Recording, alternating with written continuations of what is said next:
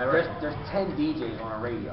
In California, there's probably 10 DJs in the whole state on radio. Wow. There's no urban radio. You know what I'm saying? Like when you're getting spins in California, you're in rotation. Like the same when you see Kiss 95.7, they have one DJ. Yeah. It's like that all through the West Coast. One DJ per station. That's it. You know what I'm saying? Okay. So you're spoiled here, and you go like Connecticut. Hot 93 plays more music per hour than any other station in the country. They only have a 7-minute commercial break. Okay. Compared to a lot of other stations are 10 and 12 minutes. That's the first thing. Second thing, they play anywhere from 6 to 8 independent records a day. Wow. That's a lot of records. So they people don't really showing a lot of love there to a lot of local artists there. A lot of love. Like the only other cities I would say is like Atlanta and Miami. Everywhere else, they don't play close to the amount of records they play here. Now, do they go in heavy here on the artists? No. But will they give you the shot? Yeah. You know. Yeah. How much trash do you hear on the radio? A lot. A lot. A lot of those kids don't even deserve the shot, but they get it. You know what I'm saying? Right. Now, if they don't ever get a spin again, that's not their fault. Yeah, you're right. But Connecticut, they do the thing. Even the East Coast in general, like New York, Philly, DC, Baltimore, it's about like mix shows and DJs. Down south, it's pure like rotation radio. You know what I'm saying? Like outside of Khaled and Ice Their station, there's 5 other stations in Miami that have no DJ. You know what I'm saying? It's a straight program director and music director, and then that's it. There's no DJ. In this game, how much you think is not what you know, but who you know? Who you know is probably 70% of it. You know what I'm saying? Because you see a lot of artists that you don't think should get that deal, but knowing the right person, you know what I'm saying? Like and that's almost in anything you do. Like if you walk into Walmart and you know the VP, like you're gonna most likely get a job. So it's not just music. Like it's almost in anything that you do. Like the relationships that you have is key. And that's another thing. Like for independent artists or local artists, like you need to get out and network, man. Like if you see that I'm doing a party, you don't know me, you need to come to my party.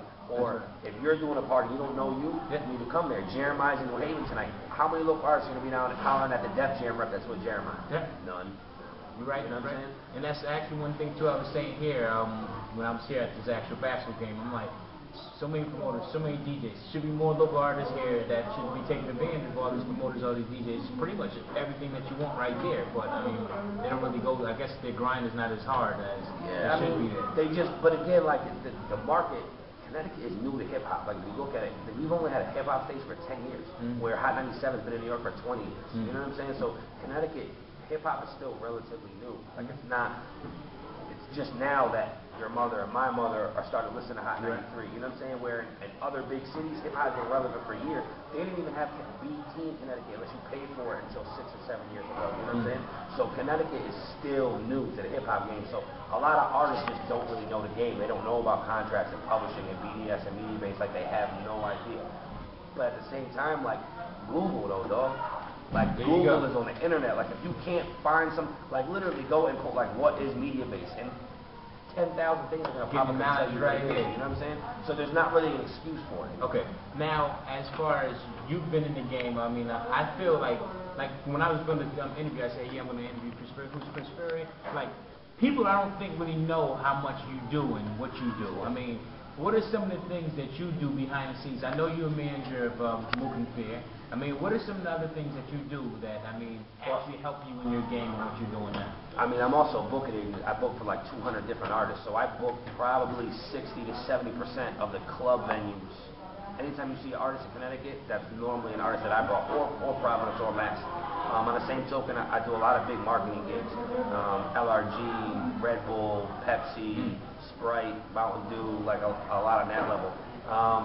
Also, this is like tour management I do. I mean, I do printing for flyers, I do proposals, I do rap bands, like anything that has to do with entertainment as a whole, like I'll get myself involved. And it, you know, but that's the way it should be. Like if you're in entertainment, you entertain. So no matter what it is, if it's this, that, or the other thing, it all kind of ties together. You know what I'm saying? So you got to make sure that you're relative and you think all one thing. It just makes it all one thing. I mean, even me now, like I'm 30 years old. I've been doing this for 12 years. Like you look pretty good for 30. You're good. In order for me to stay relevant, like I have to continue to do these type of things. Like you see how people lose touch. Like even me, like I go to the high school and I see 16-year-old kids doing things that I never, ever, ever thought about. You know what I'm saying? But I have to stay with them. Otherwise, I won't be relevant for what my artists are trying to do or the next artist. You know what I'm saying? Now, when you go ahead and you hit the streets here, Now, as you know, there's a time where, like you said, you got the younger artists coming out, and there's a younger crowd here, and hip hop is moving.